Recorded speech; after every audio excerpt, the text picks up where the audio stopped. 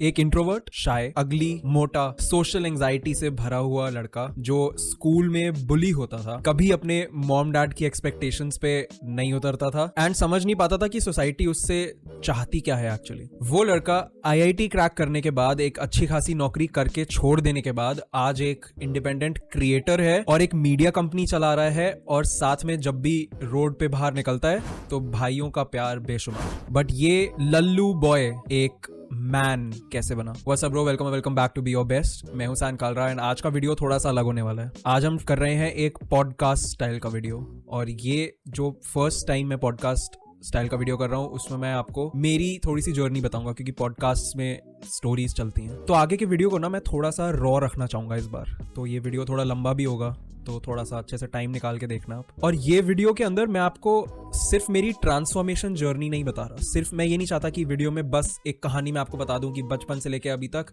12 साल का था तो ये 13 साल का है, तो ऐसे नहीं बताना चाहता। मैं चाहता हूं कि आपके लिए इस कहानी से कुछ सीखना, या फिर सीखना भी नहीं, कुछ वैल्यू लेना आसान हो। और वो आसान तब होगा जब थोड़ा स्ट्रक्चर होगा वीडियो में। तो वीडियो का स्ट्रक्चर मैं ऐसा कुछ रखना चाहूंगा कि लाइफ के 5-6 एस्पेक्ट्स होते हैं जिनके ऊपर एक इंसान काम करता है, और उन्हीं एस्पेक्ट्स में उसको सक्सेस मिलता है। तो उन एस्पेक्ट्स को लेके मेरी क्या क्या ट्रांसफॉर्मेशन जर्नी हुई, उस हर एस्पेक्ट में मैंने कैसे ट्रांसफॉर्म किया।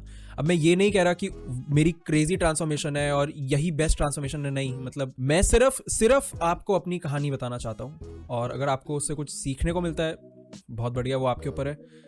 बट अगर आपको सिर्फ एक कहानी सुननी है तो उस हिसाब से भी मैं कोशिश करूंगा बहुत अच्छे तरीके से मैं आपको एक कहानी बताऊं। और इस वीडियो में मैं अपने बाकी वीडियोस की तरह ऐसे फुल एनर्जी से ये कर लो, ये वाली टी शर्ट पहन लो, ऐसे नहीं बोलूंगा, क्योंकि वो अलग टाइप का वीडियो है और ये अलग टाइप का वीडियो है। This is the raw real संचित। तो इसलिए हर चीज में मैं बोलूंगा वो ध्यान से सुनना एंड एंड तक देखना। पूरा मेरे हिसाब से आपको देखना चाहिए। एक बार ट्राई करो देखने का, मुझे भी पता चलेगा कि आप लोग का रिस्पॉन्स कैसा है हमारे पॉडकास्ट स्टाइल वीडियो पे। एंड ऑल्सो एंड में एक गिव अवे भी छुपा हुआ है। एंड में नहीं, मतलब बीच में एक वीडियो गिव अवे छुपा हुआ है, तो इसलिए वीडियो पूरा ही देख लेना। And to be your best in looks and personality, अभी सब्सक्राइब करो for new videos every single week and notifications button on कर देना। तो मैं इधर इसलिए देख रहा हूँ क्योंकि मैंने सिर्फ टॉपिक्स के नाम लिख के रखे हुए हैं, जो मैंने आपको बताया, जो 5-6 टॉपिक्स पर मैं बात करूंगा। और शुरू करते हैं। सबसे पहला टॉपिक जो सबसे ज़्यादा यूट्यूब पे भी चलता है और सबसे ज़्यादा इन डिमांड भी है, मतलब जब लोग मेरे से पूछते हैं तो, और वो टॉपिक है फिजिकल हेल्थ। अब फिजिकल हेल्थ सिर्फ ये नहीं होता कि भाई बॉडी बना ली, ये कर ली, वो कर ली। मैंने ऐसी कोई बॉडी नहीं बनाई हुई, बट मैं इन जनरल फिजिकल हेल्थ की आपसे बात करूंगा। तो ऑफ कोर्स मैं इस वीडियो में फंडे तो नहीं पेलने वाला कि आप ये कर लो, ये डाइट ले लो, ये सेब खा लो दिन का, ये प्रोटीन पाउडर नहीं।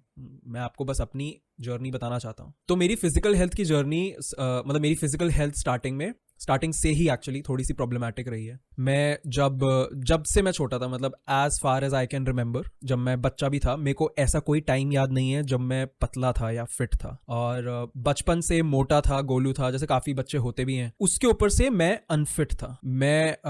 मेरा स्पोर्ट्स वाला जो एक जीन्स होता है ना लोगों के अंदर, वो मेरा जीरो था। मतलब मैं कोई स्पोर्ट नहीं खेल पाता था। कोई स्पोर्ट खेलने की कोशिश करता था, जैसे मेरी मम्मी बहुत मेरे को फोर्स करती थी कि भाई ये सीख ले, वो सीख ले, टेनिस सीख ले। मैंने सीखा सब कुछ है, मेरी मम्मी ने मेरे को सब कुछ सिखाया। मतलब उन्होंने नहीं सिखाया, उन्होंने भेजा है सीखने के लिए, बट मैं कुछ भी नहीं सीख पाया उसमें से, क्योंकि मेरी बॉडी कभी उस स्पोर्ट के हिसाब से सही से रिस्पॉन्ड ही नहीं करी। अब आई डोंट नो उसमें क्या रीज़न था, मुझे नहीं पता। शायद मैं आलसी था, शायद मैं निकम्मा था, इसलिए ऐसा हुआ, आई डोंट नो। बट इसीलिए इस रीज़न से मैं हमेशा से मोटा था। और पंजाबी फैमिली थी, तो ऑब्वियसली खाने पीने पे कोई रोक थी नहीं। मतलब जितना खाना है खाओ और ऊपर से और एक्स्ट्रा खाओ। तो मैं बचपन से बहुत खाता पीता था। तो फिर एक मेरे को अभी तक याद है कि क्लास 10th के एंड तक, जब मैं क्लास 10th के बोर्ड्स दे रहा था, तब तक मैं बहुत ही ज़्यादा मोटा था। मतलब आप मान के चलो इतना मोटा कि अगर मैं चल रहा हूँ तो मेरी एल्बो मेरे पेट से टकराती थी और ऐसे हाथ ऐसे हो जाता था, तो मेरे को ऐसे ही चलना पड़ता था, इतना मोटा था मैं। फिर 10th के एंड में मैंने रियलाइज़ किया कि यार अब बोर्ड्स खत्म हो गए हैं, अब टाइम आ गया है थोड़ा सा पतला होने का। क्योंकि मैं बहुत ऑनेस्टली बता रहा हूँ, क्योंकि मुझे ऐसा लगता था मोटे लड़कों को लड़कियाँ देखती भी नहीं है, मतलब कोई चांस ही नहीं है। और यही होता था यार, स्कूल में कोई भी मोटा लड़का होता था उसको ऐसे चबी बोल के बस सरका देते थे लोग। तो मेरे को था कि यार अब तो पतला होऊंगा मैं। और इस टाइम तक ऐसा था कि स्कूल में कोई मतलब मैं स्कूल में बिल्कुल ऐसा लो लाइफ था। मतलब ऐसा कोई जानता वानता नहीं था मेरे को। मेरे बस कुछ दोस्त थे, बहुत प्यारे दोस्त, जो कि अभी भी मेरे दोस्त हैं। तो मैं जब अपने स्कूल में घुसा था, उसी दिन से जो मेरे पहले दिन पे जो दोस्त बने थे, लिटरली पहले दिन पे 5 दोस्त बने थे, वो अभी भी 5 दोस्त मेरे साथ हैं। तो वो एक अच्छी चीज़ हुई थी। बट जब मैं 10th के बाद मेरे को रियलाइज़ हुआ कि यार अब मोटा नहीं रहना है, क्योंकि यार लोग बिल्कुल इज्जत ही नहीं करते। तो तब मैंने अपना वेट लूज करना शुरू किया, क्योंकि मैं जिम जाना शुरू किया, वहां पे साइकिलिंग वगैरह शुरू करी। मेरे को याद है मैं 15-20 मिनट साइकिलिंग करता था, फिर 15-20 मिनट इलिप्टिकल करता था, फिर 15-20 मिनट ट्रेडमिल पे जॉगिंग करता था। तो घंटे 1.5 घंटे का मैं वहां पे वर्कआउट करके आता था, प्योर कार्डियो, इसमें कुछ मसल वाला कुछ स्ट्रेंथ ट्रेनिंग नहीं करता था मैं। फिर उसके बाद मैं जब 11th में अपने स्कूल में घुसा, तब मैं था तब मैंने लूज कर लिया था अराउंड 15 kgs। तो मेरे को अच्छे से फिगर्स याद नहीं है इस टाइम स्पैन के, बट शायद मैं 10th में जब था, जब तक मैंने वर्कआउट नहीं शुरू किया था, मैं शायद तब 85 और 90 के बीच में था वेट मेरा। और जब मैं वापस 11th में स्कूल ज्वाइन किया समर वेकेशंस के बाद, तब मेरा वेट था आई थिंक 72 ऐसा कुछ होगा। तो काफी लूज कर लिया था मैंने। अब यहाँ पे एक चीज आई कि जैसे ही मैंने लूज किया वेट और मैं स्कूल में इधर उधर घूम रहा था, तो जो पॉपुलर ग्रुप होता है ना, जो कूल ग्रुप होता है, उसमें से 1-2 लोगों ने मेरे को नोटिस करके बोला, ब्रो तो काफी सही लग रहा है, तू पतला हो गया तू। तो 1-2 लोगों ने सेम चीज बोली कि काफी सही है ब्रो, तू तो पतला हो गया। तो मेरे को ऐसा रियलाइज हुआ कि ब्रो बस यही था क्या, सिर्फ पतला होना होता है सामने वाले को सही दिखने के लिए। तो उस टाइम पे पता नहीं मेरे दिमाग में ऐसा क्या है, मेरे को ये चीज इतनी शैलो लगी। मेरे को ऐसा लगा कि यार ये तो कोई इमोशनल डेप्थ नहीं है इस चीज में यार, कि तुम पतले हो तो तुम अच्छे दिखते हो, तुम मोटे हो तो तुम गंदे दिखते हो, क्या यही है? तो उसके बाद मैंने सोचा कि अगर बाकी लोग इतने शैलो हैं तो मुझे फर्क नहीं पड़ता, अब तो मैं वापस मोटा होऊंगा। फिर मैंने वापस वर्कआउट छोड़ दिया और मैंने वापस मोटा होना शुरू कर दिया। मैं मस्त खाता था। और इस टाइम पे मैं एक्चुअली IIT वगैरह की तैयारी नहीं कर रहा था, मैं IIT की तैयारी की एक्टिंग कर रहा था। मैं कोचिंग जाता था, मेरे माँ बाप ने मुझे कोचिंग में डाल दिया था, बट मैं वहां जाके सोता था और वहां सब लोग मेरा मजाक उड़ाते थे कि तेरा तो कुछ भी नहीं हो सकता, तू आता ही क्यों है। वहां के प्रोफेसर्स तक ये बोलते थे, क्योंकि मैं वहां पे सिर्फ सोता होता था। तो मेरे को याद है, बट इस टाइम पे एक्टिंग तो करनी होती थी पढ़ाई करने की, तो मैं बहुत ज्यादा ऐसे खाना ठूसना शुरू कर दिया। मेरे को याद है मेरा फेवरेट चीज हुआ करती थी नमक पारे। मैं नमक पारे जो ठूसता था भाई साहब, दिन का कम से कम आधा किलो नमक पारे में ठूसता था। मतलब ये इतना अनहेल्दी चीज था। और मेरे को याद नहीं मेरे पेरेंट्स का क्या व्यू था इस पर, शायद उनको पता भी नहीं चलता था। मैं ठूसता रहता था। दुकान जाता था, पास में ही थी, वहां से लेके आता था, खाता रहता था। क्योंकि टेबल पे बैठा हूँ, बुक्स खुली हुई है, पढ़ाई कर नहीं रहा, कुछ तो करना ही है ना, तो मैं खाता था। तो मेरे को याद है कि जब मैं 12th के एंड तक था, एक्चुअली 12th के बाद भी, जब मैं अपने IIT और 12th के बीच में 1 साल का मेरा गैप था, उस गैप ईयर में भी मैं इतना खाता था कि मैं बहुत मोटा हो गया था। मैं हो गया था आई थिंक अराउंड 107 kgs। जिस दिन मैंने अपना IIT का एंट्रेंस एग्जाम दिया था, उस दिन मैं 107 किलो का था। अब 107 किलो आप समझ सकते हो कि 3 डिजिट है भाई, मतलब इतना अनहेल्दी है वो। मुझे अभी तक याद है, मेरे से सीढ़ियां नहीं चढ़ी जाती थी, मेरी सांस फूलती थी पूरा टाइम। एक्चुअली सांस ढंग से ले भी नहीं पाता था क्योंकि मैं इतना मोटा था। और उस टाइम पे लेकिन मुझे ना ऐसा लगना छूट गया था कि क्योंकि मैं मोटा हूं इसलिए मैं गंदा दिखता हूं। उस टाइम पे मुझे लगता था कि मैं पतला भी हो जाऊंगा तो भी कुछ नहीं हो सकता, मैं ऐसा ही दिखता हूं। बट अगर सिर्फ फिजिकल हेल्थ की बात करें और सिर्फ मोटापे की बात करें, तो ये 107 kgs में था जिस दिन मैंने IIT दिया। बट जिस दिन मैंने IIT ज्वाइन किया, उस दिन मैं 20 से 25 kgs लूज कर चुका था। क्योंकि जो बीच के 3 महीने थे एग्जाम देने से लेके कॉलेज ज्वाइन करने तक के, उसमें मैंने खाना पीना छोड़ दिया, बिल्कुल खाना पीना छोड़ दिया। और ये थी बहुत बड़ी गलती मेरी, क्योंकि दिन की मैं शायद तब सिर्फ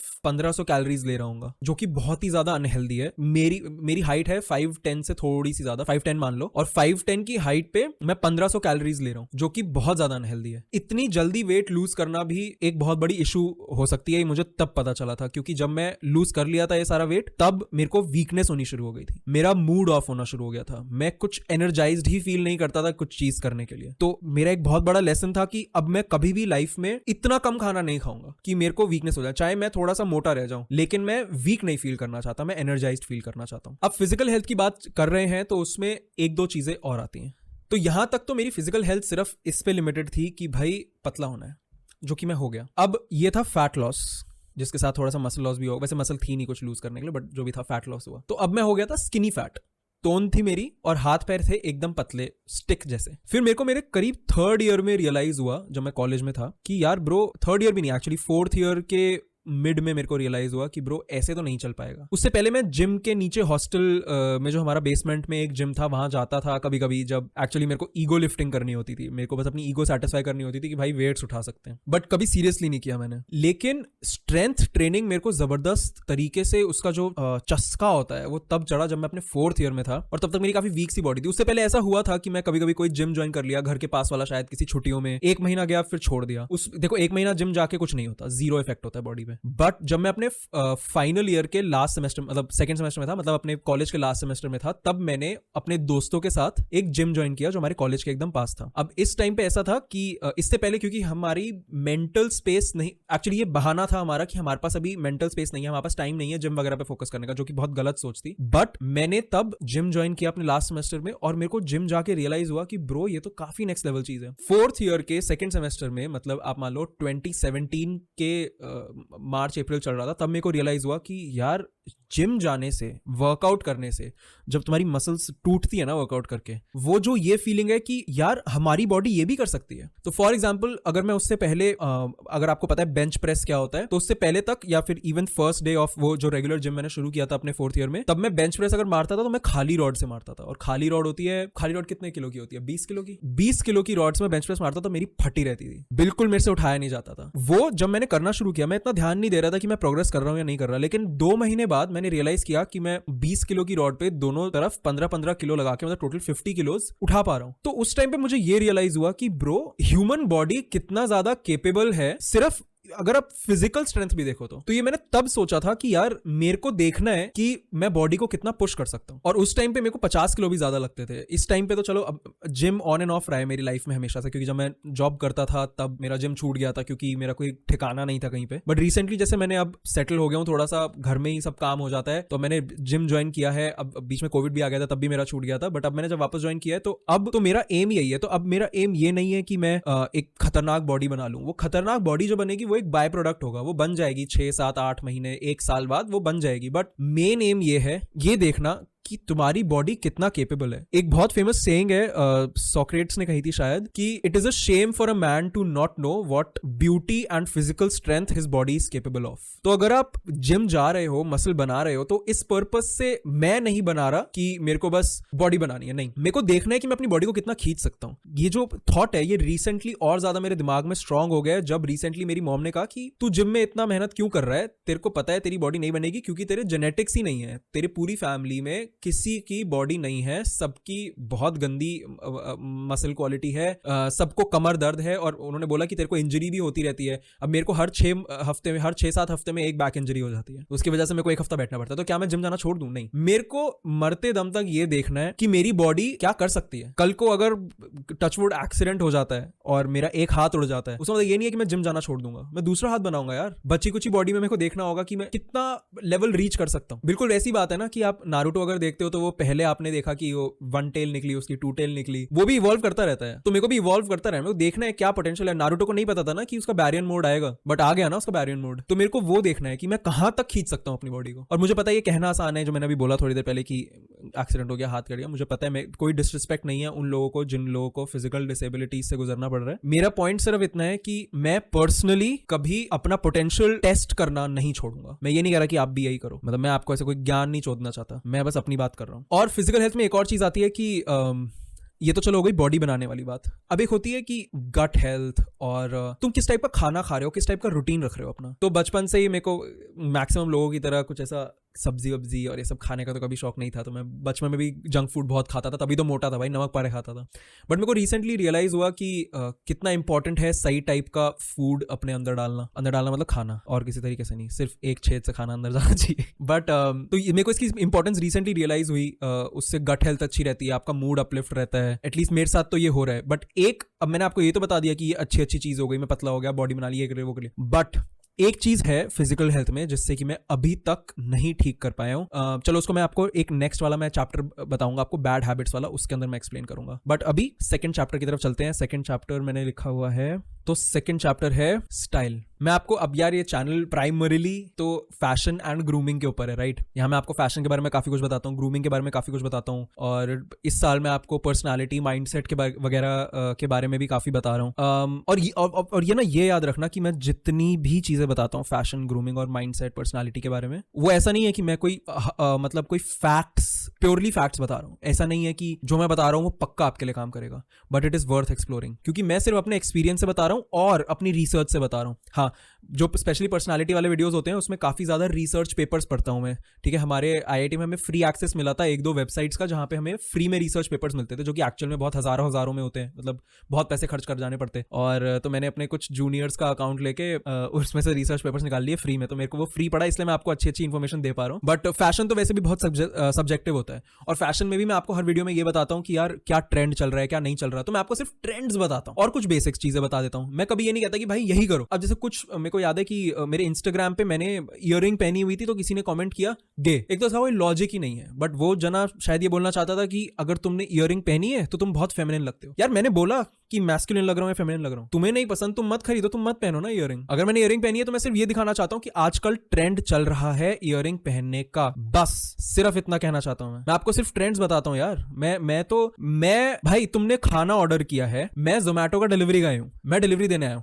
अब खाना बेकार था तो जोमेटो के डिलीवरी वाले को थोड़ी ना कूट दोगे। मैं तुम्हारे लिए सिर्फ डिलीवरी लेके आया हूं, आजकल क्या चल रहा है उस चीज की। बट एनीवे, अब मैं आपको अपनी स्टाइल जर्नी के बारे में बताता हूं। ऑब्वियसली मैंने आपको पिछले वाले चैप्टर में भी बताया कि जब मैं स्कूल में था तब ऑब्वियसली, तो मेरे स्कूल के बारे में आपको कुछ बताना चाहता हूं। मेरे स्कूल में एक से एक खूबसूरत लौंडे पढ़ते थे, लड़कियां तो थी अच्छी दिखने वाली, लड़के भी इतने सुंदर थे, मेरे को बिलीव नहीं होता था कि मैं स्कूल से बाहर कहीं जाता था, मैं कहता था हाँ ये नॉर्मल है। मैं स्कूल के अंदर जाता मैं कहता था अबे यार इतना अच्छा कोई लड़का कैसे दिख सकता है, मतलब नो होमो, बट मैं आपको इन जनरल बता रहा हूँ कि वो सारे बहुत बढ़िया दिखते थे, और उसकी वजह से मेरे को बहुत इंफीरियोरिटी होने लग गई थी कि यार मैं तो बिल्कुल ही अच्छा नहीं दिखता। बट वो थॉट एक पॉइंट में इस चीज में कन्वर्ट हो गया कि हाँ नहीं दिखता अच्छा तो क्या हो गया, मैं दिख भी नहीं सकता इनके जैसा अच्छा, ये कूल है, मैं इतना कूल भी नहीं हूं। तो स्कूल में मैं बहुत ज्यादा इंट्रोवर्ट था, इंट्रोवर्ट अभी भी हूं, बट मैं तब शाय भी था, मेरे को सोशल एंजाइटी भी थी, किसी से बात भी नहीं कर पाता था। दोस्त भी मेरे ऐसे बने कि उन लोगों ने मेरे को दोस्त बनाया, वो इतने प्यारे थे मेरे दोस्त, इतने अच्छे लोग थे कि उन्होंने आके मेरे को दोस्त बना लिया। तो लिटरली स्कूल में मेरे दोस्तों ने मेरे को पाला है, मतलब मैं मजाक भी नहीं कर रहा। और स्कूल में तो ऐसा था कि मैं बुली होता था, चलो बुली वाली चीज तो मैं आगे आपको मेंटल हेल्थ वाले चैप्टर में बताऊंगा। बट स्टाइल की बात करें तो उस टाइम पे मेरा स्टाइल ऑब्वियसली बहुत बेकार था, मेरा हेयर स्टाइल बहुत ज्यादा गंदा था। स्कूल में तो चलो यूनिफॉर्म होती है, अब मैं मोटा भी था तो मैं गंदा ही दिखता था यूनिफॉर्म में, कुछ भी कर लो। बाल मेरे को बनाने आते नहीं थे क्योंकि मेरे पास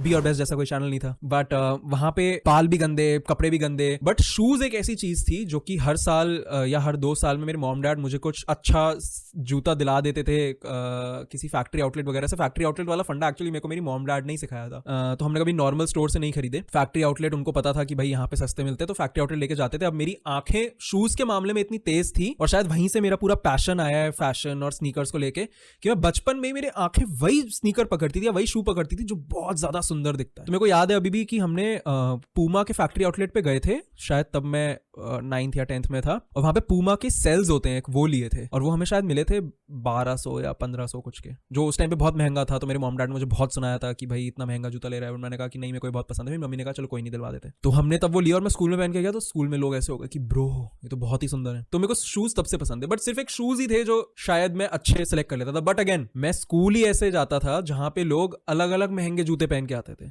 एडिडास के बास्केटबॉल वाले स्नीकर्स पहन के आ रहे थे, 7-7 8-8 हजार के, 10-10 हजार के जूते पहन के आ रहे थे स्कूल में इतने महंगे स्नीकर्स। तो उस टाइम पे मेरा यही था कि हाँ ठीक है शूज मेरे को पसंद है, बस वो ठीक ले लेंगे, बाकी मेरे को स्टाइल का ना पता था ना मुझे कोई शौक था। 11th-12th में आके मेरे को रियलाइज हुआ कि यार बाकी लोग तो स्कूल यूनिफॉर्म को भी अच्छे से स्टाइल करके आ रहे हैं। 11th-12th में सब थोड़े से बड़े भी हो चुके होते हैं, तो तुम्हें ज्यादा अच्छे लगने शुरू हो जाते हैं, स्पेशली लड़कियां। बहुत और लड़कियां थी ब्रो स्कूल में, क्रेजी हॉट। एनीवे सॉरी, ऐसा था कि मेरे को तब तक स्टाइल का कुछ नहीं पता था।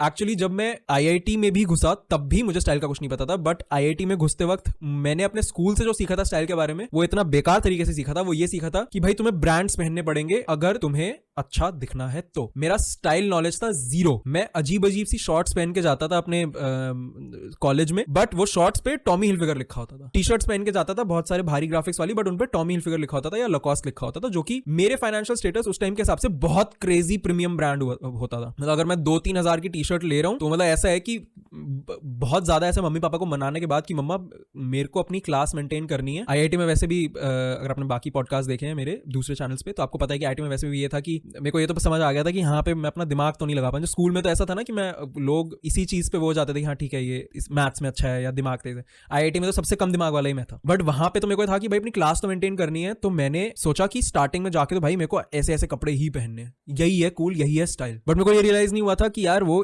इतना गंदा फैशन सेंस था वो, मतलब मैं आपको बता नहीं सकता, बहुत ही गंदा, बिल्कुल बेवकूफ। इस टाइम पे आप देखोगे बिल्कुल मैं खुद गाली दूंगा उस फैशन सेंस को। बट उसके बाद जब मैं अपने 4th ईयर में आया, मेरे 4th ईयर तक मेरे को स्नीकर्स भी एक्चुअली अपने पूरी कॉलेज लाइफ में पसंद थे। तो मैं अपनी कॉलेज लाइफ में फ्रीलांस एडिटिंग करता था, वो एडिटिंग करके मैं पैसे कमाता था और सारे के सारे पैसे मैं जूतों में उड़ाता था। पैसे कमा के मैं कभी ये नहीं सोचता था कि मैं अपनी कॉलेज की फीस भर दूंगा ताकि माँ बाप को ना भरनी पड़े। भाई माँ बाप दे रहे हैं फीस, उनको अगर पैसों की दिक्कत है तो वो हैंडल करेंगे, मैं नहीं हैंडल करूंगा, तो उनको वो करने दो। देखो जब तक 18 साल के नहीं होते तब तक तो तुम्हारी रिस्पॉन्सिबिलिटी माँ बाप की होती है ना, तो उनको वो करने दो। जो मैं पैसे कमाता था वो मैं अपने ऊपर खर्चता था। अब इसको चाहे सही बोलो गलत बोलो मुझे नहीं फर्क पड़ता, बट मैं अपने लिए स्नीकर्स खरीदता था, उससे सिर्फ मेरा एक खर्चा था स्नीकर्स, और मैं हर 2 महीने में एक स्नीकर जरूर खरीदता था। तो ये मैंने कॉलेज में किया। फिर उसके बाद जो मेरा 4th ईयर था तब आया मेरा स्टाइल गेम एकदम चेंज हो गया। इससे पहले तक मैं बिल्कुल बेसिक स्टाइल पहनता था और शायद अच्छे तरीके से मेरे को कलर मैचिंग भी नहीं आती थी, और इन जनरल भी बहुत ही कम आता था मुझे स्टाइल।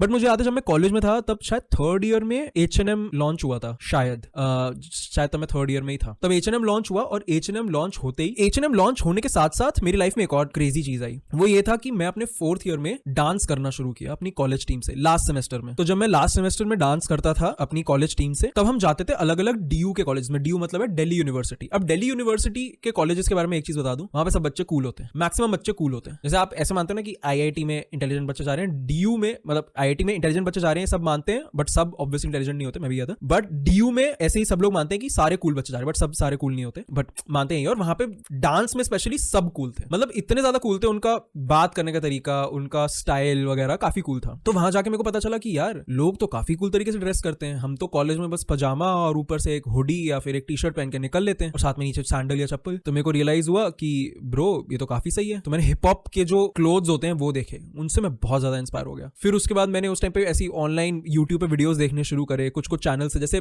टीचिंग मेंस फैशन आपको पता होगा, वो मैं देखता था, बट उसका स्टाइल काफी बेसिक था तो इसलिए मेरे को उतना पसंद नहीं था। बट एक चैनल है रिची ली मेरा फेवरेट यूट्यूबर है। तो रिची ली जिस टाइप के कपड़े पहनता था उस टाइम पे मैं फिदा था उस पे, और एग्जैक्ट सेम टाइप के कपड़े मैंने देखे H&M पे जो कि रिसेंटली लॉन्च हुआ था। तो मैंने देखा यार H&M तो बेस्ट है, इससे अच्छा तो और कुछ है नहीं। और एक्चुअल में उस टाइम पे स्ट्रीट स्टाइल और कहीं था ही नहीं, और कोई बेचता ही नहीं था, बहुत मुश्किल था कोई बेच रहा हो। और तब ना लॉन्ग लाइन टी-शर्ट चलती थी जो आप लोगों ने देखी भी नहीं हुई जितने व्यूअर्स हैं, मतलब मैंने लॉन्ग लाइन वाला स्ट्रीट स्टाइल ट्रेंड भी देखा है। बट उस टाइम पे मैं H&M वगैरह गया एक बार और मैं काफी ज्यादा शॉपिंग करके लाया, क्योंकि भाई फ्रीलांस तो कर ही रहा था और फ्रीलांस से अच्छे खासे पैसे आ रहे थे भाई के पास। तो वहां से मैं स्ट्रीट स्टाइल कपड़े लेके आया, वो मैंने पहन के गया कॉलेज में। भाई लोग पागल, सब कह रहे हैं ब्रो क्या इंटरनेशनल लग रहा है, ये हो रहा है वो रहा है। तो मैंने कहा यार ये तो बहुत सही है, ये तो बहुत ही कूल है। वो पॉइंट है जब मेरे को, मतलब जो डांस वाला मेरा एरा था जो मैं अपने 8th सेमेस्टर में करता था, तब मेरा स्टाइल गेम एकदम चेंज हो। स्टाइल जर्नी में कॉलेज के, अब यार सॉरी बीच में मैं कट नहीं मारना चाहता था, बट हमारा जो कैमरा है वो हीट अप हो गया था तो टेक्निकल इश्यूज, बट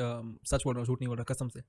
बट उसके बाद जब मेरा कॉलेज में मुझे पता चला कि भाई स्टाइल तो बहुत सही चीज होती है, उसके बाद तो मेरे को अंदर से आवाज आई ब्रो स्टाइल तो बढ़िया करना है। तो मैं कोशिश करता था जहां भी जाऊं जब भी जाऊं सही कपड़े पहन के जाने, मस्त एकदम स्टाइल बढ़िया करना है। ग्रूमिंग के बारे में मैंने पढ़ना शुरू किया, एक्सपेरिमेंट करने शुरू करे अपने हेयर स्टाइल्स के साथ, अपने बियर्ड स्टाइल्स के साथ, अलग अलग एक्सपेरिमेंट्स करे और उसमें से कुछ चले कुछ नहीं चले, बट मेरे को समझ आया कि मेरे पे क्या बेस्ट लगता है। और मेरे को वो सब सीखने में बहुत टाइम लगा।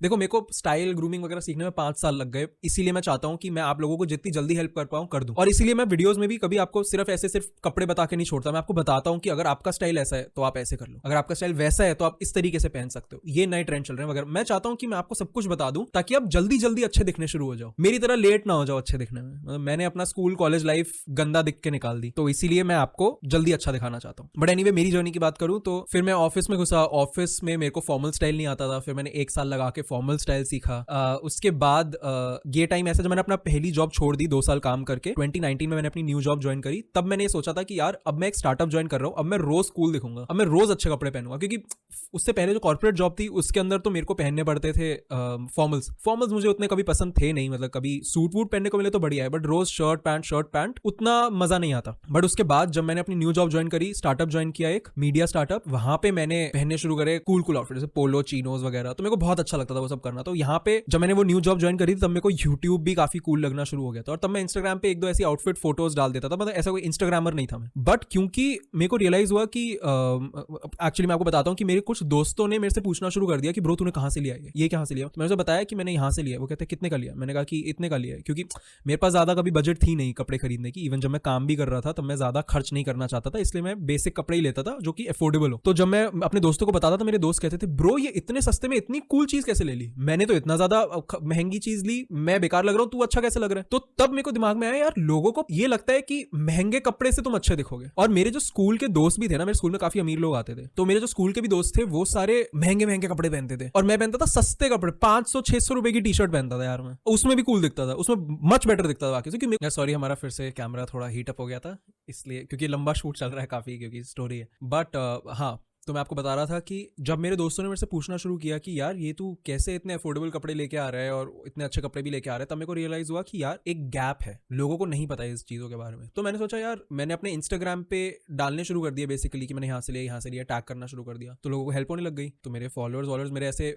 पहले थे करीब 700-800 फॉलोअर्स, बट वो जब मैंने ये इन्फॉर्मेशन डालनी शुरू करी कि मैं यहाँ से लिया वहाँ से लिया, तो मेरे कुछ 1000, 2000, 3000, 4000 होने लग गए। तो तब मेरे को रियलाइज हुआ कि यार लोग ये जानना चाहते हैं। तो फिर मैंने सोचा कि यार एक दिन कि भाई यार यूट्यूब पे भी डाल सकते हैं। मेरे को बोलना तो वैसे ही पसंद था, मतलब लोगों से बात करना नहीं, बट एज इन कैमरा पे बोलना पसंद था, क्योंकि मेरे को पहले से फिल्म मेकिंग वगैरह इन सब का शौक था, कंटेंट वॉन्टेंट में देखता था, मेरे को मजे आते थे, अच्छा लगता था। बट एज अ बिजनेस नहीं सोचा था मैंने इसको। तो तब मैं बस डाल दिया यूट्यूब पे 1-2 वीडियोस की ये पहन लो, वो पहन लो, ये कलर की हुडी पहन लो, ये कलर की पैंट पहन लो वगैरह, क्योंकि मेरे को दिख रहा था कि लोगों को ये सब देखना अच्छा लगता है। और तब मैं इसको ये सोच के नहीं डाल रहा था कि भाई व्यूज आएंगे, मैं ये सोच के डाल रहा था कि यार मजे आ रहे हैं कंटेंट बनाने में और स्पेशली एडिट करने में बहुत मजे आते थे। इसीलिए मैं कॉलेज में भी फ्रीलांस एडिट ही करता था और वहां से ही पैसे कमाता था, मेरे को एडिटिंग बहुत पसंद थी। तो उसके बाद मैं एक सेकंड टॉपिक देख रहा हूँ यहाँ पे, हाँ, तो हम बात कर रहे थे कि हाँ स्टाइल जर्नी की। तो फिर उसके बाद तो आपको पता ही है, फिर तो आप सारे मेरे वीडियोस से ही देख सकते हो कि मेरी स्टाइल जर्नी कैसी रही है। तो ये थी मेरी स्टाइल जर्नी और मैंने बस इतना सीखा कि काश मैंने जल्दी शुरू किया होता। और उसका कंक्लूजन यही है कि ब्रो आपको मिल रही है सारी इन्फॉर्मेशन फ्री में यूट्यूब पे, फ्री, और हमेशा फैशन कंटेंट फ्री रहेगा मेरा। और आप अपना स्टाइल अपग्रेड करो अभी के अभी। और मैं ये इसलिए कह रहा हूँ क्योंकि मेरे को रियलाइज हुआ कि ये जो मेरी पूरी जर्नी थी स्टाइल की, इसके साथ मेरे को एक बहुत बड़ा एडवांटेज मिला। अगर आपका स्टाइल अच्छा है तो डेफिनेटली आपकी लाइफ में हेल्प होती है। देखो मैं स्टार्टिंग से गंदा ही दिखता था और मैं इतना इंफीरियर नहीं था इस चीज के बारे में कि यार मैं कितना गंदा दिखता हूँ। मेरे को एक फैक्ट लगता था कि यार बाकी लोग बहुत अच्छे दिखते हैं और मैं बहुत गंदा दिखता हूँ। लेकिन मैं जब ये नोटिस किया कि यार स्टाइल अच्छा करके, फिट होके, ग्रूमिंग अच्छी करके, फैशन अच्छा करके मैं जैसा दिख रहा हूँ उसका कोई कंपैरिजन नहीं है एक ऐसे इंसान से जिसका स्टाइल बेकार है बट उसकी गॉड गिफ्टेड फेस है। तो ऐसे बहुत लोग हैं जिनका गॉड गिफ्टेड फेस होता है ना, कि भाई फेस ही बहुत सुंदर है। मेरे को नहीं मिला वो गॉड से, बट मैंने मेहनत करी, मैंने वर्कआउट किया, डाइट करा, सब किया, अपनी शेप सही करी, फैशन सही किया। और स्पेशली अगर यहाँ पे फेस की बात हो रही हो ना, तो मैंने देखा कि बाकी लोगों को तो गॉड गिफ्टेड फेस है, तो मैं अपने फेस में क्या चेंज कर सकता हूँ। एक तो ग्रूमिंग है कि आप बियर्ड अच्छी कर लो, हेयर स्टाइल अच्छा कर लो, मैं वो सही करता हूँ। अगर इस टाइम पे मैं गंदी बियर्ड लेके और गंदे बाल लेके आ जाऊँ और मेरे फेस एक्सप्रेशंस भी सही ना हो, आपको पता चल जाएगा कि भाई ये बचपन में कैसा गंदा सा दिखता था। बट मैंने वो चीजें ठीक करी, प्लस फैट लॉस हुआ, तो मैंने यहाँ से अपना पूरा गंदा फैट लूज किया, तो फेस की शेप निकल के आई। एक बात मैं आपको बता दूं, जितने लोग मेरे से पूछते हैं कि भाई जॉ लाइन का राज और फेस पे कट्स का राज, ये फेस के स्ट्रक्चर, ब्रो आपको सिर्फ फिट होना है। फिट होना इकलौता तरीका है अच्छे फेस कट का, और जो भगवान ने नहीं दिया उस पर कॉन्सेंट्रेट मत करो। मैंने कभी कॉन्सेंट्रेट नहीं किया। जैसे मेरे कुछ लोग मेरे कुछ दोस्त मेरा मजाक उड़ाते हैं, अभी भी उड़ाते हैं कि भाई तेरी आंखें कितनी अजीब सी हैं, तेरे आईब्रो ऊपर ऐसे छतरी की तरह आते हैं आंखों के ऊपर। मुझे नहीं फर्क पड़ता, बाकी जो चीज मैं सुधार सकता था वो मैंने सुधार दी ना, बस उतना काफी है। और उसकी वजह से मेरे को रिजल्ट्स दिखते हैं, लोग बोलते हैं कि बढ़िया दिख रहा है, और उसकी वजह से मेरे को हेल्प होती है। मैं आपको बता दूं ये चीज सच है, this is true in this world. चाहे इसको वर्ल्ड को शैलो बोलो, कुछ ही बोलो, लेकिन वर्ल्ड में अगर आप अच्छे दिखते हो तो आपको एडवांटेज मिलता है। अच्छे दिखना इज अ प्रिविलेज, लेकिन ऐसा नहीं है कि आप अच्छे नहीं दिख सकते। आप फैशन, ग्रूमिंग, स्टाइल, पर्सनालिटी वगैरह से अच्छे दिख सकते हो अगर गॉड गिफ्टेड नहीं भी हो तो। आपके सामने लाइव एग्जांपल बैठा है, ये मेरी बचपन की फोटो है, मेरी अभी तो आप मेरे को देख ही रहे हो। जब मैं बचपन में जब अगली था तब मेरे को कोई नहीं देखता था, मेरी कोई हेल्प नहीं करता था। इस टाइम पे अटेंशन भी मिलता है, हेल्प भी मिलती है, और यही ट्रूथ ऑफ द वर्ल्ड। अब बढ़ते हैं हमारे नेक्स्ट चैप्टर की तरफ, जो कि है मेंटल हेल्थ। ब्रो पहली बात तो men's mental health is real. आपने मेरा वो वाला वीडियो शायद देखा होगा, अगर नहीं देखा तो मैं कहूंगा पॉज करके देखा हो, सोसाइटी हेट्स मेन वाला। वो वैसी प्रॉब्लम्स हैं जो मेन फेस करते हैं, और वो वीडियो एक कॉन्टेक्स्ट सेट करेगा जो मैं आगे बताने वाला हूं आपको। मेंटल हेल्थ के बारे में मुझे कुछ नहीं पता था बचपन में, मेरे को रिसेंटली इन चीजों के बारे में पता चला है पिछले 1.5-2 साल में। और मेंटल हेल्थ के बारे में जानना, अपने बारे में अवेयर होना, समझना कि आपको किस चीज से खुशी मिलती है, बहुत इंपॉर्टेंट चीजें हैं यार। यहाँ तो मैं मैं डायरेक्ट बोलूंगा आपको कि मैं आपको ये आपको मतलब मैंने कहा था कि मैं प्रीच नहीं करूंगा, मैं आपको कुछ सिखाऊंगा नहीं, बट ये तो मैं डायरेक्ट आपको बोल रहा हूँ ब्रो, अपनी मेंटल हेल्थ के रिस्पॉन्सिबिलिटी आपके पास है और आपको वो सुधारनी चाहिए। मेरी मेंटल हेल्थ की स्टोरी कुछ ऐसी रही है कि यार मैं जब स्कूल में था तब मेरा एक्चुअली बचपन का सबसे बड़ा ट्रॉमा ही यही है कि मैं कभी वो अचीव नहीं कर पाता था जो मेरे से एक्सपेक्टेड था। अब यहाँ पे दिक्कत ये है कि मैं अपने आप से कुछ एक्सपेक्ट नहीं करता था। मेरी सारी एक्सपेक्टेशंस जो मेरे ऊपर थी वो मेरे मॉम डैड से थी, मतलब मेरे मॉम डैड मेरे से एक्सपेक्ट करते थे, स्पेशली मेरी मॉम। और मैं हर जैसे हाफ ईयरली एग्जाम्स होते थे और फाइनल एग्जाम्स होते थे, 2 एग्जाम्स होते थे ना साल में स्कूल में, तो हर एग्जाम्स के बाद, हर एग्जाम के रिजल्ट्स के बाद मेरे को यही सुनने को मिलता था कि बेटा तुम हमारी एक्सपेक्टेशंस पे नहीं उतरे। और तब मेरी रैंक आती थी 3, 4, 5, मतलब टॉप 5 में होता था मैं जनरली, टॉप 10 में तो होता ही था, मेरे को अच्छे से याद है। बट मेरे को हर बार यही सुनने को मिलता था तुम फर्स्ट नहीं हो, तुमने मेहनत नहीं करी। और मेरे को यही सुनने को मिलता था कि तुम हमारी एक्सपेक्टेशंस पे नहीं उतरे। मेरे को आज तक मेरे को अपने बचपन की एक भी ऐसी मेमोरी नहीं है कि जब मेरे मॉम डैड ने मेरी तारीफ करी हो कि हाँ यार ये अच्छा है। और मैं यहाँ पे अपने मॉम डैड को ब्लेम नहीं करना चाहता यार, वो भी ऐसे बैकग्राउंड्स हैं, I know where they are coming from, मतलब वो भी ऐसे बैकग्राउंड्स हैं जहाँ पे बिल्कुल एकदम डर्ट बैकग्राउंड, डर्ट नहीं बोलूंगा बट मैं काफी लो बैकग्राउंड से बहुत ज्यादा पढ़ाई करी, बहुत ज्यादा मेहनत करी, डॉक्टर्स बने और उसके बाद जाके वो एक ऐसे पोजीशन में पहुंच पाए कि अपने बच्चों को भी सब कुछ दे पाए। और वो सारी सिचुएशन मैंने अपनी आंखों के सामने देखी है। मेरे बचपन में मैंने देखा है कि हम लोग कैसे छोटे से कमरे में रहते थे वगैरह, वो सब देखा है मैंने। तो मैंने उनकी स्ट्रगल देखी। ऐसा नहीं है कि जब मैं पैदा हुआ था तब उनकी स्ट्रगल एंड हो चुकी थी, तब उनका काम शुरू हुआ था। जब मैं पैदा हुआ था मेरे मॉम डैड ने स्ट्रगल शुरू करी थी, तो वो मैंने देखा है सब कुछ। तो मैं समझता हूँ कि वो ये क्यों बोलते थे कि तुम्हें पढ़ाई में फर्स्ट होना है, पढ़ाई में फर्स्ट होना है, बट मैं नहीं हो पाता था यार, मेरा नहीं था उतना कैलिबर, तो इसलिए शायद मैं कभी उनकी तारीफ ही नहीं ले पाया स्कूल में। तो मेरी मेंटल हेल्थ स्कूल में इसी से सराउंडेड रहती थी, प्लस मैं इंट्रोवर्ट भी था। तो जैसे बाकी लोग अपने सोसाइटीज वगैरह में जाके बाहर अपने दोस्तों के साथ खेलते थे, मेरे साथ वो भी ज्यादा नहीं था। मेरे 1-2 दोस्त ही थे मेरी सोसाइटी में, उनके साथ भी ज्यादा खेलना वेलना नहीं होता था, मैं घर ही बैठता था ज्यादातर। मेरे को अभी तक याद है कि मेरी उस टाइम एक बेस्ट फ्रेंड थी, वो मेरी बहन थी, तो मतलब मैं बहन के साथ ही घर पे मूवी देखता था और अजीब से सैंडविच बना के खिलाता था उसको। बट तो यही था। तो मेरी मेंटल हेल्थ कुछ ऐसी खास थी नहीं तब, और तब मेरे को मेंटल हेल्थ के बारे में अवेयरनेस भी नहीं थी, कि मेरे को लगता था यही नॉर्मल है, यही होता है, ऐसे ही होता है सबकी लाइफ। उसके बाद जब मेरे को अपने 12th क्लास करने के बाद जब मैंने अपने एंट्रेंस एग्जाम्स दिए, तब वो पॉइंट आया जब मेरी मेंटल हेल्थ एक्चुअल में बहुत खराब होनी शुरू हुई। क्योंकि तब मैंने 12th के एग्जाम्स दिए और IIT का एंट्रेंस दिया और मेरा फर्स्ट टाइम IIT में नहीं हुआ। फिर उसके बाद एक कॉलेज में मैं गया जो कि IIT नहीं था, वहाँ पे मैंने मतलब मैं वहाँ पे इतना सैड होके गया, और वो इसलिए था क्योंकि मेरे मॉम डैड ने मेरे को बोला कि your life has been written and you won't be able to do a lot, कि भाई तुम्हारा IIT क्लियर नहीं हुआ है तो इसका मतलब ये है कि अब तुम ज्यादा बड़े सपने मत रखना। उन्होंने क्लियर वर्ड्स में बोला कि अब तो एक मीडियोकर लाइफ ही निकाल लो। तो ये चीज मेरे को बहुत हर्ट करी कि भाई यार एक एग्जाम दिया है, उससे ये डिसाइड हो गया कि मतलब एक 16 साल के बच्चे का ये डिसाइड हो गया, 16-17 साल जितना भी था, कि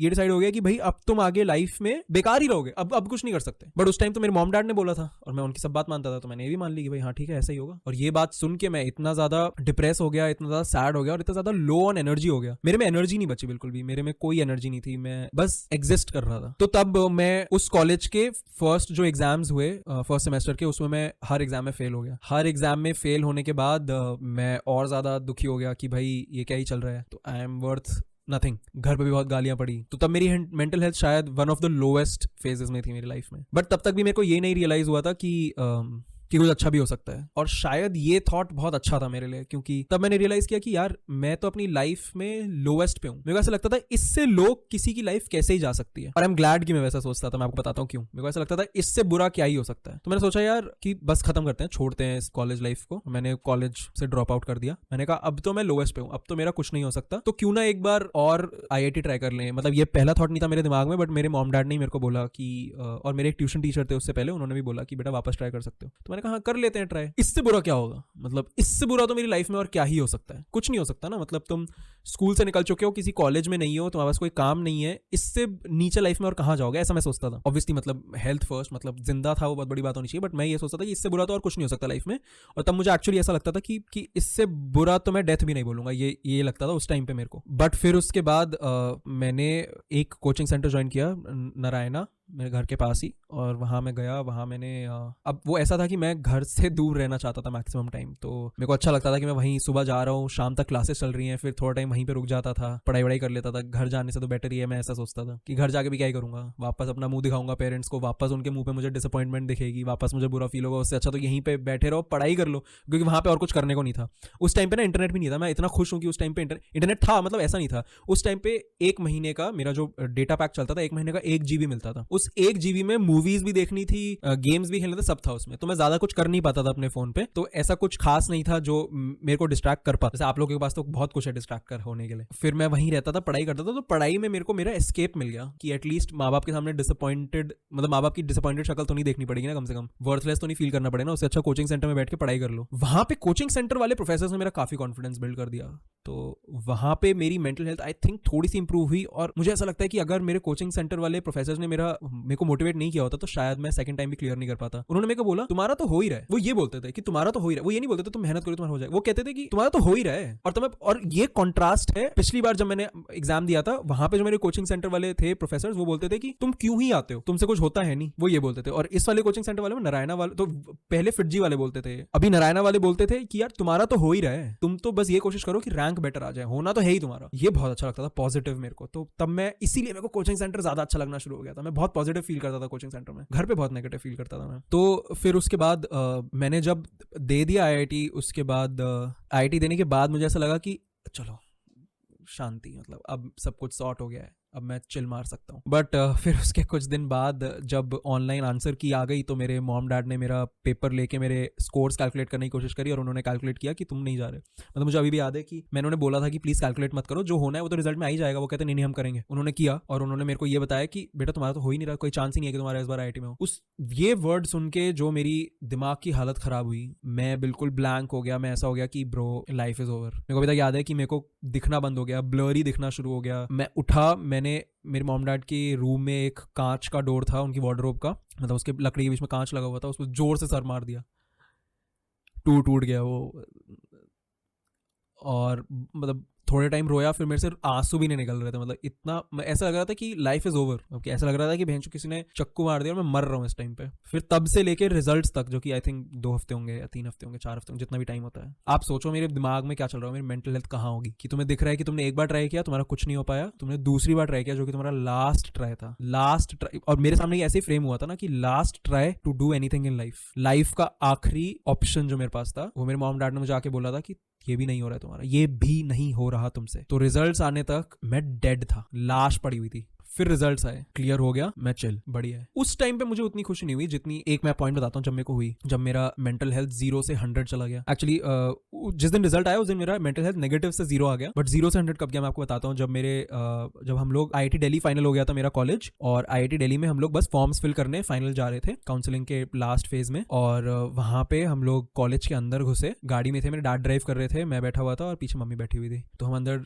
घुसे, आईआईटी दिल्ली का कैंपस बहुत सुंदर है। तो मेरे डैड अंदर, जब हम अंदर घुसे थे तो मेरे डैड पूरा कैंपस देख के ऐसे हो गए कि ब्रो ये क्या चीज, मतलब डैड ने ब्रो नहीं बोला बट उन्होंने बोला क्या चीज है भाई, ये क्या कैंपस है। फिर उन्होंने मेरी तरफ मुड़े और बोले थैंक यू, तेरी वजह से हम ये कैंपस देख पा रहे हैं, हमारे नसीब में ही है। ओ भाई साहब, उस टाइम पे जो मेरा कॉन्फिडेंस 0 से 100 गया, नेक्स्ट लेवल, मजा आया। मेरे को लगा कि लाइफ में मैं सक्सीड कर गया। तो ये मेरे कहने का ही मतलब है, आप ये देखो कि अभी तक मेरे मॉम डैड के मूड पे डिपेंड करता था मेरा मेंटल हेल्थ, वो कैसा फील कर रहे हैं मेरे बारे में, उस पर डिपेंड करता था कि मेरा मेंटल हेल्थ कैसा होगा। जब मैं कॉलेज में घुसा तो तब मेरा मेंटल हेल्थ स्कूल से तो मच बेटर इसलिए हो गया क्योंकि देखो स्कूल में मेरे साथ ये भी दिक्कत है कि जब मैं स्कूल में था स्पेशली 9th 10th तक, तब मेरा मेंटल हेल्थ इसलिए भी खराब था क्योंकि, तो स्कूल में 9th 10th में, सॉरी यार फिर से वो कैमरा हीटअप हो गया, काफी दिक्कत हो रही है आज। बट स्कूल में 9th 10th में जब मैं था तब मैं रोज नहीं, मतलब हर ऑल्टरनेट डे, हर 3 दिन में एक बार बुली जरूर होता था।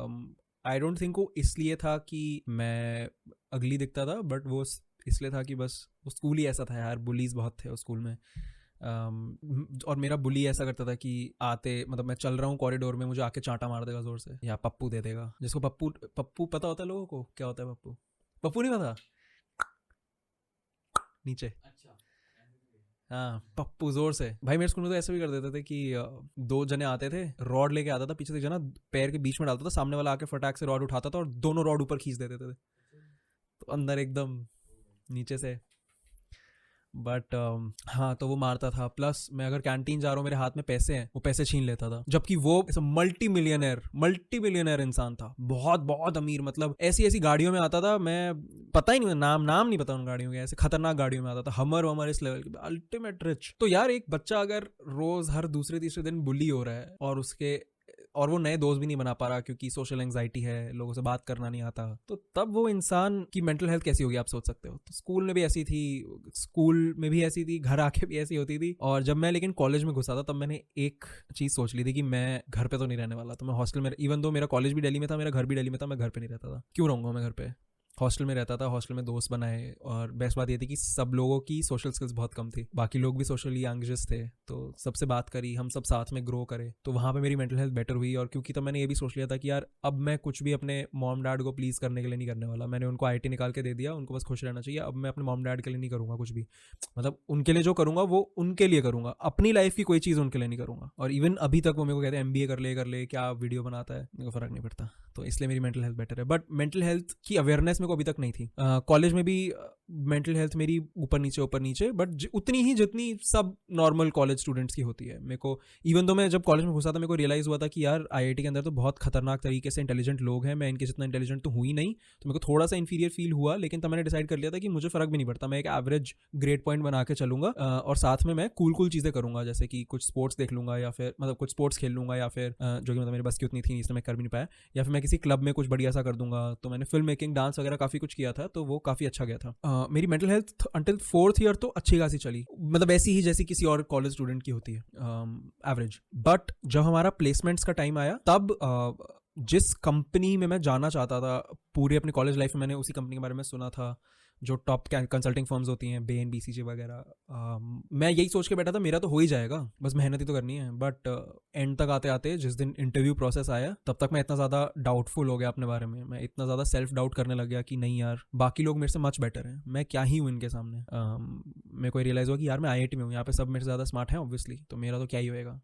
और भी कुछ बैड डिसीजंस थे जो मैंने लास्ट के अपने प्लेसमेंट वाले दिन पे ले लिए, जिस दिन इंटरव्यूज़ थे, जिसकी वजह से मैं वो कंपनीज के इंटरव्यूज़ क्लियर नहीं कर पाया जो मैं चाहता था। और जो नेक्स्ट बेस्ट अवेलेबल ऑप्शन था, वो भी दुख के मारे नहीं मतलब उसमें अच्छा कर पाया कि भाई, क्योंकि बेस्ट नहीं मिली तो सेकंड बेस्ट में परफॉर्म नहीं कर पाया। फिर उसके बाद प्लेसमेंट्स के फर्स्ट डे पे ये चीज़ हुई, तो लेकिन सेकंड या थर्ड डे पे एक और कंपनी आई थी जो कि ऑब्वियसली उतनी प्रेस्टिजियस नहीं थी, बट मेरा उसमें हो गया, जो इन जनरल काफ़ी अच्छी थी। मतलब उसमें जाके मेरे को पता लगा काफ़ी सही है, काम भी बहुत बढ़िया वगैरह, लेकिन उस टाइम पे नहीं पता था मेरे को। तो तब मेरा लाइफ का एक बहुत लो फेज शुरू हुआ। मेरे को याद है कि जिस दिन मेरी प्लेसमेंट हुई थी, उस दिन मैं जब हो गया, कंपनी में लग गई जॉब, अपने हॉस्टल रूम में गया, वहीं सोया। अब ऐसा था कि तब तो कॉलेज का सेमेस्टर खत्म हो चुका था, प्लेसमेंट चल रही थी, तो जब तुम्हारी जॉब लग गई है तो तुम घर चले जाते हो अपने, फिर घर पे रहते हो, अब कुछ करने को थोड़ी ना कॉलेज में। मेरे से घर जाया ही नहीं गया। मैंने सोचा मेरे को किसी से नहीं मिलना। ऐसा नहीं था कि मेरे को ये डर था कि मेरे मॉम डैड कुछ बोलेंगे, मेरे को उस टाइम तक फर्क नहीं पड़ता था मेरे मॉम डैड क्या बोलते हैं, बट मैं किसी से मिलना नहीं चाहता था और मैं अकेले रहना चाहता था।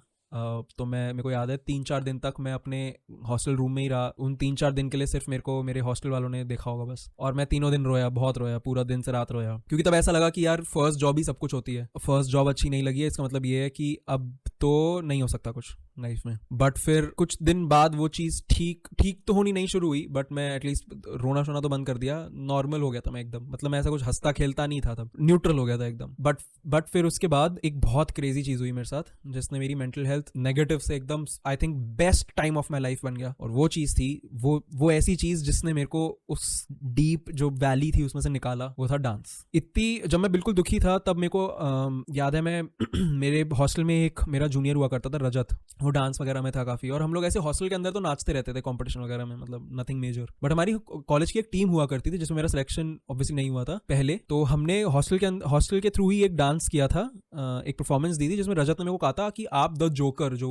जोकर बैटमैन वाला है उसका रोल प्ले करो और उसके वो बन के डांस करो, आप बहुत बढ़िया करोगे। तो मेरे जूनियर रजत ने मेरे अंदर ये कॉन्फिडेंस डाला कि आप कर लोगे अच्छा, आप कर लोगे अच्छा। मैंने कहा चलो ठीक है, कर लेंगे अच्छा, मतलब कह रहे थे। फिर हमने वो परफॉर्मेंस देनी शुरू करी, और हमने वो परफॉर्मेंस देनी शुरू करी आईआईटी को रिप्रेजेंट करते हुए दिल्ली यूनिवर्सिटी के कॉलेजेस में। और मैंने आपको इससे पहले वाले चैप्टर में बताया था कि दिल्ली यूनिवर्सिटी वाले बच्चे बहुत कूल होते थे, तो उन कूल बच्चों के सामने जब हम ये सारी परफॉर्मेंसेस देते थे और जीत रहे थे हम, और मेरी परफॉर्मेंस बहुत ज़्यादा अप्रिशिएट हो रही थी, लोग बहुत ज़्यादा तारीफ कर रहे थे उसकी। अगर हम कहीं नहीं भी जीतते थे तो भी मेरी परफॉर्मेंस पे लोग बहुत तारीफ करते थे, आके लोग मेरे से मिलते थे, और लोग में लड़कियां इंक्लूडेड, मतलब लड़कियां ही ज़्यादा बोलती थी, मतलब इतनी जिस इंसान को आज तक इतनी अटेंशन नहीं मिली थी किसी और चीज में, उस इंसान के पास एकदम से इतने सारे लोग आके अटेंशन दे रहे हैं, बोल रहे हैं वाओ ग्रेट ग्रेट ग्रेट, और लड़कियां अट्रैक्ट हो रही हैं वगैरह। मतलब अभी अभी सोशल मीडिया पे आप लोगों को लगता है ना कि इतने लाइक्स आ गए, बहुत कूल है। उस टाइम पे सोशल मीडिया उतना स्ट्रॉन्ग नहीं था, इंस्टाग्राम वगैरह इतनी कोई स्ट्रॉन्ग चीजें नहीं होती थी, बट उस टाइम पे मेरे को रियल लाइफ में ये चीजें देखने को मिल रही थी। तो वो एक बहुत क्रेजी चीज थी मेरे लिए कि लोग जान रहे हैं। मैं ऐसे कोई ऐसे regular college hang out spot में जाता था, जैसे कि सत्ता निकेतन एक मार्केट होती थी उस टाइम पे जहाँ पे सारे कॉलेज के बच्चे होते थे। वहां पे लोग मेरे को रिकग्नाइज कर रहे थे, लोग मेरे को कह रहे थे कि ब्रो तुम वही जोकर वाला सीक्वेंस करते हो ना, ग्रेट ग्रेट। मेरा दिमाग फट गया था भाई, ब्रो ये क्या हो रहा है, ये इतनी मस्त चीज है ये तो। और उस टाइम पे स्टेज पे डांस करना, सामने 1000 लोग तुम्हें देख रहे हैं, आगे की रो में लोग बैठे हैं वो तुम्हारे लिए चेयर कर रहे हैं, संजय संजय, और उसमें मैक्सिमम लड़कियां हैं। वो देख के तो मेरा माइंड फ्लिप कि ब्रो, और वो आई थिंक अभी तक मेरी लाइफ का सबसे ज्यादा हैप्पी फेज है। मेरी लाइफ में उससे हैप्पी मैं शायद नहीं हुआ हूं। इस टाइम पे मैं नहीं बोलूंगा मैं हैप्पी हूँ, रोज खुश होता हूँ पागल की तरह, बट इस टाइम पे मैं बहुत स्टेबल हूँ। स्टेबल और हैप्पी में बहुत डिफरेंस है। उस टाइम वो मेरी मेंटल हेल्थ के लिए बेस्ट फेज था। मतलब मैं बेस्ट फेज नहीं कहूंगा, बट हैप्पीएस्ट फेज था। तो वहां पे एक बहुत इंपॉर्टेंट चीज आई थी मेरी मेंटल हेल्थ की। उसके बाद जब मेरा ऑफिस शुरू हुआ तब मेरी मेंटल हेल्थ मोर और लेस स्टेबल थी स्टार्टिंग में, बट देन मेरा खून ऐसा नहीं है कि मैं कॉर्पोरेट जॉब कर पाऊँ, जो कि मेरे को उस टाइम नहीं पता था। तो इसलिए मेरी मेंटल हेल्थ फिर से नीचे गिरनी शुरू हो गई around second year of my working में, तो अराउंड 2018। इवन तो मेरी जॉब काफी कूल थी, अलग अलग जगह ट्रैवल करने को मिलता था, 5 स्टार होटल्स में रुकने को मिलता था, कुछ भी खाओ कुछ भी पियो, ट्रैवल फ्री, फूड फ्री, रहना फ्री, सब कुछ फ्री, मजेदार एकदम आलीशान। लेकिन वहां पे सेटिस्फैक्शन नहीं था। और ये चीज आपको सब लोगों से सुनने को मिलती होंगी कि हाँ यार जॉब में सेटिस्फैक्शन नहीं है, दिल खुश नहीं रहता क्योंकि यार नौकरी है वो। तो वो समय मान के चल रहा हूँ कि आपको वो सारे फंडे पता है। तो मैं वहां से तो मेरी लाइफ बिल्कुल वैसी है जैसे किसी और कॉर्पोरेट एम्प्लॉय की होती है कि वो दुखी है, ये वो है। तो मैंने एक दिन ऐसे रैंडमली सोचा कि बस ब्रो और तो नहीं हो सकता। और मैं उस टाइम पे अपने कुछ कॉलेज सीनियर से बात कर रहा था, वो मेरे को कह रहे थे कि हम एक मीडिया में स्टार्टअप चला रहे हैं तो तू आ जा। और मैंने अपने कोई ऑप्शंस भी एक्सप्लोर नहीं करे कि मैं ये कर सकता हूँ, वहां अप्लाई कर सकता हूँ, वो वाली जॉब में अप्लाई कर दूं, कुछ नहीं किया, एकदम आलसी, कुछ करने का मन नहीं था। मैंने कहा कि यार एक अपॉर्चुनिटी दिख रही है वहीं चले जाते हैं, भाड़ में जाएं, जॉब छोड़ते हैं। तो वो मेरा गलत डिसीजन था कि मेरे को, मैं नहीं कह रहा वो जॉब लेना गलत डिसीजन था, बट मैंने रिसर्च ही नहीं करी कि मैं क्या क्या कर सकता हूँ। तो मैं डायरेक्ट उस जगह चला गया। और वहां पे जब मैंने स्टार्ट किया तो मेरे को बहुत सही लगा, क्योंकि वो पूरी कंपनी इस बारे में थी, यूट्यूब, इंस्टाग्राम, उनके यूट्यूब चैनल्स थे, इंस्टाग्राम पेजेस थे। तो मैं काफी ज्यादा फैसिनेट हो गया था कि भाई ये तो काफी कूल है, इन सब चीजों में भी पैसा होता है, मेरे को तब रियलाइज हो रहा था। बट फिर उसके बाद वहां पे भी मेरी मेंटल हेल्थ एक पॉइंट के बाद तो काफी गिरनी शुरू हो गई। और एक स्पेसिफिक इंसिडेंट मैं आपको बताता हूँ कि मैंने वो जॉब ज्वाइन करी थी 2019 में, उसके बाद 2020 में तो कोविड ही आ गया। तो तब तो आई थिंक सबकी मेंटल हेल्थ खराब हो रही थी। और कोविड में तो कोविड के बाद जब सेकंड वेव वगैरह आई थी आई थिंक 2021 के स्टार्ट में, तब मेरी मेंटल हेल्थ आई थिंक मेरी लाइफ की लोएस्ट पे थी, क्योंकि तब मेरे को समझ नहीं आ रहा था मेरे को लाइफ में करना क्या है। मैंने इंजीनियरिंग पढ़ने के बाद एक कंसल्टिंग जॉब ली थी, वो कंसल्टिंग जॉब भी पसंद नहीं आई, तो एक मीडिया स्टार्टअप में आ गया। वो मीडिया स्टार्टअप में भी मार्केटिंग कर रहा था, वो मार्केटिंग भी पसंद नहीं आई, मेरे को समझ नहीं आ रहा था मेरे को लाइफ में करना क्या है, इतनी चीजें कर ली, करना क्या है, और यही समझ नहीं आ रहा था मेरे को। और मैं एकदम लोएस्ट पे जा चुका था कि अब पता ही नहीं नेक्स्ट स्टेप क्या है। और वो लोएस्ट भी ऐसा था मेंटल हेल्थ के टर्म्स में कि मैं एक दिन, मेरे को अभी तक याद है कि मैं बेड पे लेटा हुआ था और इतना ज्यादा दुखी था मैं कि मेरे को बॉडी में पेन होना शुरू हो गया। उस दिन मेरे को पता चला कि जो क्लिनिकल डिप्रेशन होता है that is a real thing. Depression मतलब ये नहीं है कि सामने वाला बंदा दुखी है, डिप्रेशन एक लिटरली मतलब एक मेडिकल प्रॉब्लम है। मेरे को तब पता चला क्योंकि मेरी बॉडी में इतना पेन था कि मेरे से बॉडी हिलाई नहीं जा रही थी, मेरे से बेड पे लेटे हुए अपना हाथ ऊपर नहीं लेके जाया जा रहा था। मैंने 2 पेन किलर्स खाई उस दिन, मेरे को तब भी अपनी बॉडी में कोई डिफरेंस नहीं समझ आया, क्योंकि मैं बहुत ही ज्यादा दुखी था, मेरे से बॉडी नहीं हिलाई जा रही थी, मैं बिल्कुल भारी फील कर रहा था। और एक कुछ दिनों के लिए फील किया। फिर मेरी मॉम से मैंने बात करी तो मेरी मॉम ने मेरे को बोला कि तू शायद डिप्रेस्ड है। फिर उसके बाद मैंने थेरेपी भी ली थोड़े टाइम के लिए, मैंने कुछ मेडिसिन भी ली थोड़े टाइम के लिए, बट फिर मैंने मेडिसिन का कोर्स खत्म करने से पहले ही छोड़ दी। मैंने थेरेपी का पूरे सारे सेशंस कंप्लीट करने से पहले ही छोड़ दी, क्योंकि मेरे को पता नहीं क्यों अंदर से आवाज आई कि ब्रो अगर मुझे कोई ठीक कर सकता है तो वो कोई थेरेपिस्ट नहीं है, तो वो कोई दवाई नहीं है, वो ठीक मुझे खुद ही होना पड़ेगा। मतलब देखो फिजिकल चीज़ों के लिए जैसे चोट वोट लग गई उसके लिए तो मॉडर्न साइंस बनी है, मेडिसिन बनी है, बट मुझे ऐसा लगता है कि अपने माइंड को कंट्रोल करना, even though medicine help, but अपने माइंड को कंट्रोल करना आपके खुद के हाथ में है। तो तब मेरे को रियलाइज हुआ कि यार ये दिस इज अ बैटल जो मेरे को खुद लड़नी पड़ेगी। फिर मैं कहूँगा कि मैंने सेल्फ थेरेपी करी।